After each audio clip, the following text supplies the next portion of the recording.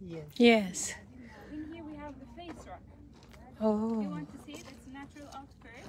You can see it from behind the bus. More is face rock behind the bus. So, nag-ask ko ng permission kasi sa bus, sabi nila where they recovered or excavated 81 skeletons or remains. So, nag-ask muna ako ng permission if I can do live. So, okay naman daw. Kaya tuloy po ang live ko. Okay. Ah, it's a face. Ayan po siya. Like a fish. See? Face rock. Sisi parang pinili ko. No, hindi ako nakabra. Ang ganda oh. Para siyang movie star. Dito. Ayan pa rin siya. Dito ako. Diyan ako. Yan, nakuha ba sa ganyan? Ganyan? Ayan siya. Hindi. Wala siya. Kita niyo, face rock. Kung mayroong elephant rock, dito sa Hegra mayroon siyang face rock. Nakuha. Hindi kasi nakis masyado serious.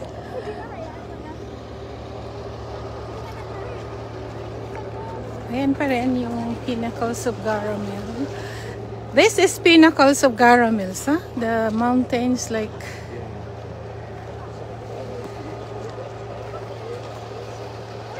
Carving din sila.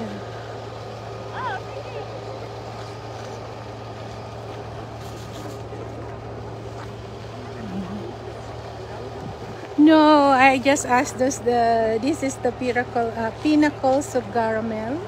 No, actually, this is actually for some of photos. This is actually a small old museum.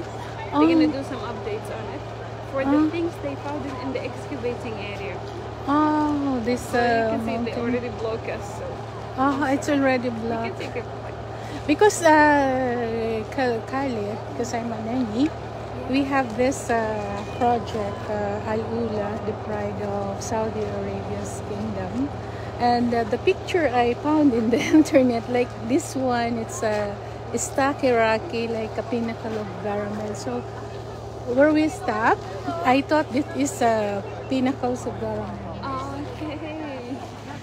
So because it's in I am live now, so I cannot see the picture later. I was so thank you. Madam, actually, for the Igra, all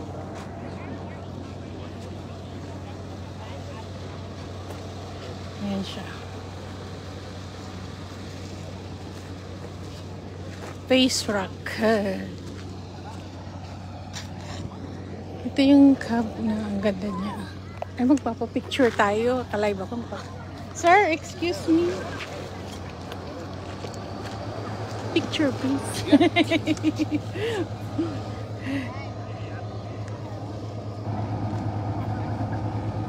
Professor? Yes, the face rock. Kaya magpapapicture po tayo sa face rock. Hello, Ko Chingtong Bone and Rowena Oiko Evanyes. Thank you. Andito po tayo sa Hegra in Al-Ula. Okay.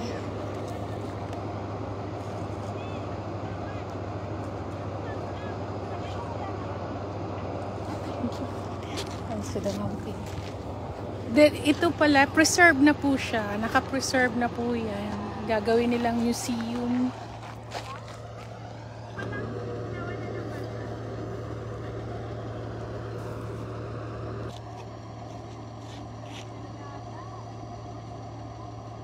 Thank you so much.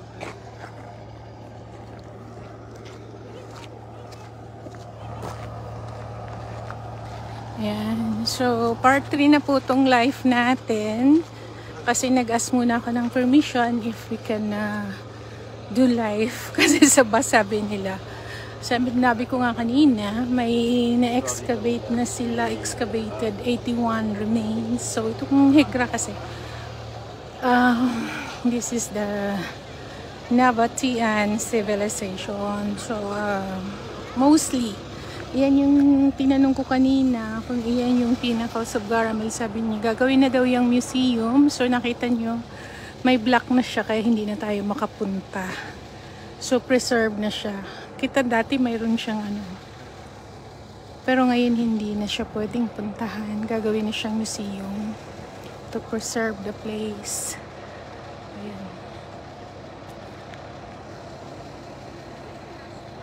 Ayan yung tomb na pupuntahan natin later on. So ito yung Jabal al-Ahmar, the red mountain.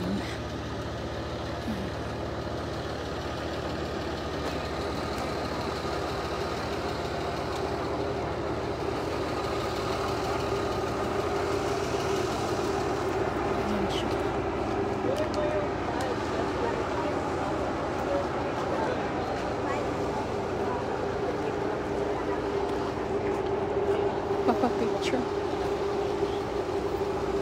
Papapicture tayo dito sa tomb. Buti na lang dalawa yung cellphone na dala natin para nakaka-live tayo at never delete kasi it's one of national heritage of Saudi Arabia, itong Hijra. So memories pa rin. Ayan. 95 real. So yung mga nandito sa Saudi, it's worth. Talaga siya, it's worth. Can you do me a picture, please? I don't have picture of this. Thank you.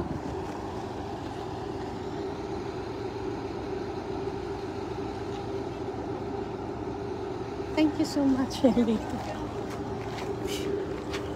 Ayan na, may driver. Thank you. Ako naman din. Ayan ang aking seatmate. Yes. Wait up. Taba ako. Ay, thank you so much.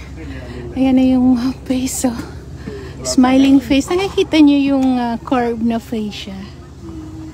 May dalawang mata ilong. Naka-smile siya, no?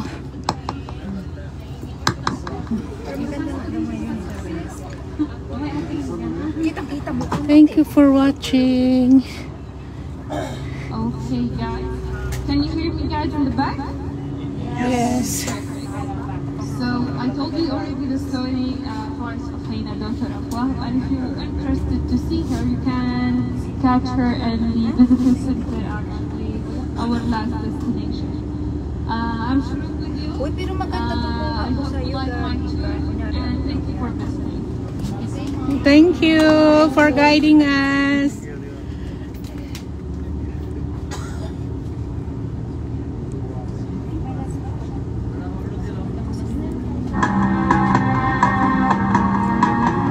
Nasa tour bus po tayo. So, part 3 na to.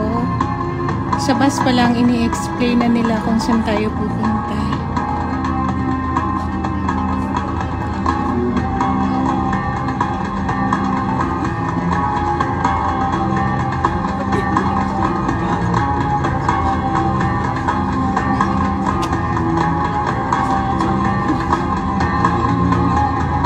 تطورت المملكة النبطية ووصلت في أقصى امتداداتها إلى دمشق شمالا وإلى الحجاز جنوبا. كانت محط أطماع من جانب جيرانها الأقوياء بسبب الأرباح التي كانت من تجارة المنتجات الثمينة كالبر والبخور والأطياب، العطور والتوابل. وتم ضمها في نهاية المطاف على يد الإمبراطور الروماني تراجان في عام 106 ميلادي لتشكيل الولاية العربية وعاصمتها مصر في جنوب سوريا. تحول طريق التجارة إلى البحر وبدأت الحجر تفقد أهميتها بوصفها محطة رئيسة على طريق التجارة. وبانتهاء كل هذه المميزات التي كان لها دور أساس في رفع المستوى الاقتصادي في المنطقة، لم يعد السكان ينتفعون من هذه المميزات فأخذوا يهاجرون من الموقع لانعدام وجود مقومات الاستقرار والحياة الاقتصادية. The Nabatean kingdom flourished and reached its maximum extension to Damascus in the north and to Hijaz in the south. It was greedy on the part of its powerful neighbors because of the profits that were made from the trade of valuable products such as myrrh, incense, and spices, perfumes. It was eventually annexed by Roman Emperor Trajan in AD 106 to form the province of Arabia, and its capital was Busra in southern Syria. The trade route shifted to the sea, and Hegra began to lose its importance as a major stop on the trade route.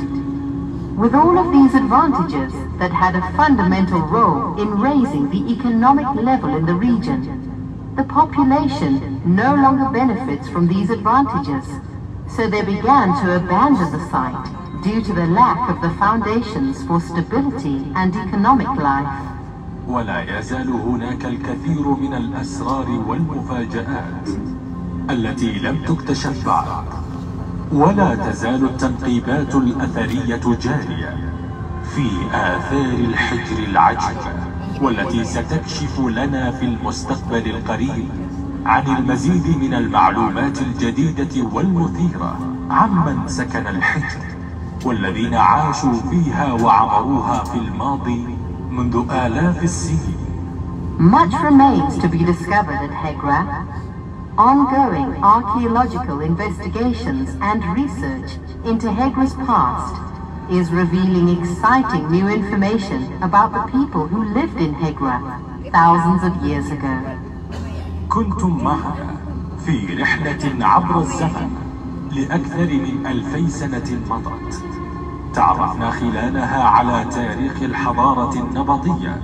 سعدنا بكم في رحلة عبر الزمن إلى موقع الحجر العالمي. You have been with us on a journey through time from more than 2,000 years ago, and we enjoyed the history of Nabatean civilization.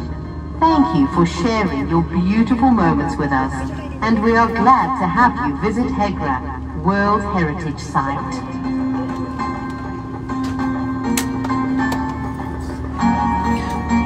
Manonood tayo yung kanina dun sa previous life natin. Yung excavated remain ni Heina. Papanoorin daw natin yun. How yung face niya at that time. So, inano nila yun. Binuhay nila. So, titingnan natin mamaya sa video. Pwede naman na naka-live siguro.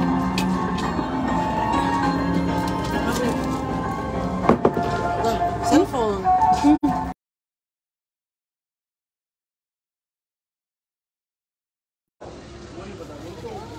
Ayan, sorry, nakat po tayo. Dito tayo galing kanina. यहाँ पर वो चल रही है वैकेंसी अमन की प्रॉपर्टी में, तो मैंने बताया था वो कौन Dito tayo galing kanina. Si Dushara Gadubti.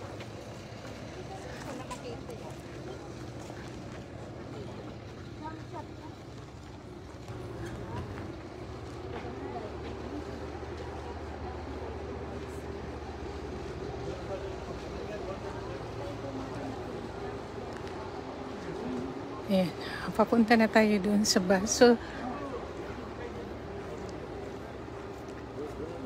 ayan. So, thank you for watching sa ating journey dito sa Hegra, World Heritage Site of Saudi Arabia.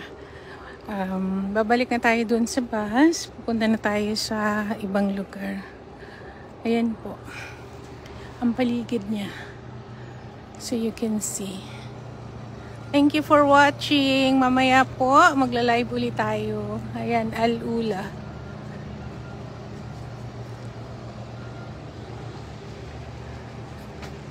Ayan, mga picture. Magpa-picture nga tayo.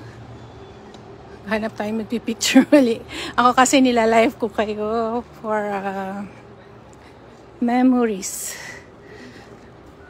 in-encourage ko kayo yung mga nandito sa Saudi. It's worth seeing po talaga.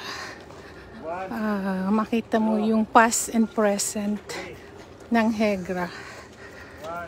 Imagine, 2nd century pa siya. So, 2,000 years ago, dito sila nanirahan, yung mga Nabatean people. Nabatean civilization. Hello, Lenny. Thank you for watching. Telma, thank you. Hassan, thank you. Cheryl, Rocklem, thank you for watching. Pretty Michi, thank you. Diseri Mendoza, thank you for watching. Rowena Oiko Ibanez, thank you for watching.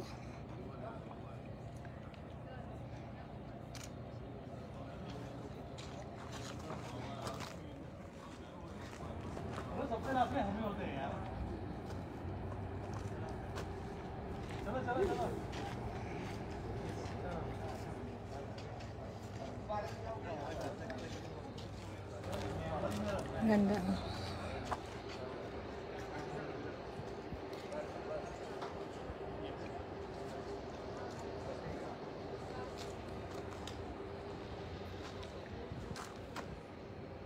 Lovely.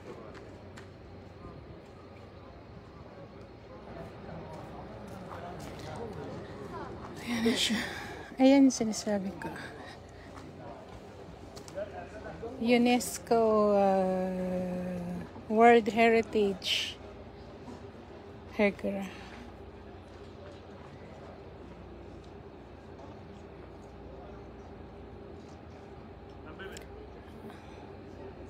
Archaeological site. Ganda talaga niya. Tingnan niyo.